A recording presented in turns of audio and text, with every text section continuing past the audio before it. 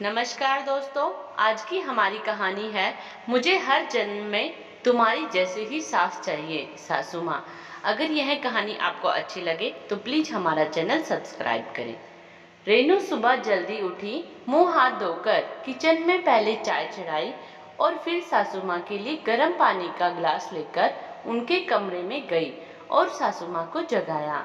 रेनू की सासू माँ सरला को आदत थी सबसे पहले गर्म पानी पीकर फिर घूमने के लिए जाया करती और फिर घर आकर नहा धोकर फिर चाय नाश्ता कर या तो किट्टी के लिए निकल जाती या अपनी बालकोनी में बैठकर वहां से ही अपनी साथियों से बातें करती। यही उनकी सुबह की दिनचर्या थी और रेनू भी सभी को नाश्ता देकर रेडी होकर ऑफिस चली जाती।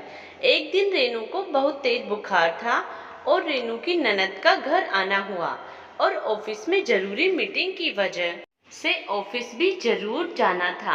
अब सब कुछ मैनेज करना रेनू के लिए बहुत मुश्किल हो गया था। रेनू की ननद थोड़ी कड़क स्वभाव की थी, वो रेनू को कम पसंद करती थी। इसीलिए रेनू की सास सरला सुबह जल्दी उठकर नाश्ता वगैरह बनाया और लंच की सारी तैयारी करके रख दी। रेनू की ननद का आना हुआ और सरला को रसोई घर में देखते ही बोली, माँ को तो बस एक ही काम है, सारे दिन रसोई घर में लगी रहती है नौकरानी की तरह। और भाभी के तो मजे हैं, ऐसी सास तो सबको मिले रेनू। रेनू की ननद ने मुंह बनाते हुए कहा। रेनू अपने कमरे से आई, अपनी ननद से मिलकर बोली, दीदी मुझे बहुत जरूरी काम है, शाम को मिलते हैं। आप मम्मी जी के साथ गपशप करो। रेनू ऑफिस के लिए निकल जाती है। निकिता बोली, मम्मी को तो नौकरानी बना रखा है, उनको तो काम से ही फुर्सत नहीं है। मैं तो यहाँ कुछ दिन मम्मी के साथ वक्त बिताने आई थी। रेनू ने अपनी ननद की बातों पे गौर नहीं किया। रेनू की ननद निकिता जाके सोफे पे बैठ गई। निकिता, माँ आपकी बहू बच्चा कब करेगी? अब तो साल भर हो गया शादी को, हमारे तो आप पीछे ही पड़ी रहती थी और अब रेनू भाभी को तो कुछ कहती ही नहीं हो। सरला, कर लेगी बेटा, अभी नई नई जॉब है उसकी। निकिता, सब बहाने हैं माँ और कुछ नहीं। और तुम्हारी बहू साड़ी भी नहीं पहनती है, यह कपड़े पहनने का तरीका है क्या? ससुराल है आखिर, कुछ भी थोड़ी ना पहन लो।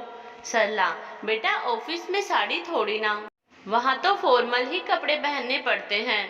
निकिता, माँ ये सब बहाने होते हैं, फिर पार्टी में कैसे साड़ी पहनते हैं? सरला ने बात को टालते हुए कहा, खाना बन गया है, चलो खाना खाते हैं। पर निकिता तो खाने पर भी रेनू की बुराई में लगी रही। फिर निकिता ने शाम को मार्केट के लिए कहा अपनी माँ को। सरला ने एक बार मना किया पर निकिता बोली, माँ अपनी बहू के साथ भी तो जाती हो। फिर सरला बिना कुछ बोले मार्केट आ जाती है। मार्केट में निकिता की शॉपिंग हो जाने के बाद सरला ने निकिता को कहा कि मुझे रेनू के लिए भी कुछ सामान लेना है, उसको तो टाइम नहीं मिलता ऑफिस से और आजकल उसको छुट्टी वाले दिन भी ऑफिस बुला लेते हैं। बस इतना सुनते ही निकिता तो गुस्से से लाल हो गई और बोली, क्या माँ, आपको तो बस अपनी बहू रेनू दिखती है। मैं आपकी इकलौती बेटी हूँ, तब भी आप मुझसे ज्यादा अपनी बहू को प्यार करती हैं। मैं इतने दिनों बाद आई हूँ। रेनू भाभी को तो तब भी एक दिन का टाइम भी नहीं है, बस ऑफिस निकल गई, जैसे उनके बिना तो कोई काम ही नहीं होगा। और आप हो कि कुछ दिखता ही नहीं है रेनू भाभी के अलावा। सरला की माँ निकिता को समझाते हुए बोली, क्या बेटा, वो भी बच्ची है, उसको इतना समय नहीं मिल पाता, बस इसीलिए कह रही थी। और निकिता का गुस्सा तो कम हो ही नहीं रहा था। घर आने के बाद भी निकिता ने अपनी माँ से बात नहीं की। शाम को सरला ने अपनी बहू रेनू को फोन कर पहले ही बता दिया कि जल्दी घर आ जाना और निकिता के लिए उसकी पसंद का खाना लेती आना। रेनू समझ चुकी थी और वह जैसे सासू माँ ने बताया वैसा ही सब लेकर आई। फिर उसने निकिता को सॉरी कहा, दीदी आप आए इतने दिनों के बाद और मुझे ऑफिस जाना पड़ा। और निकिता अपने लिए मनपसंद चीजें देखकर बहुत खुश हुई। उसने अपनी माँ से माफी मांगी और फिर हंसी खुशी निकिता ने अपनी छुट्टियां एंजॉय की।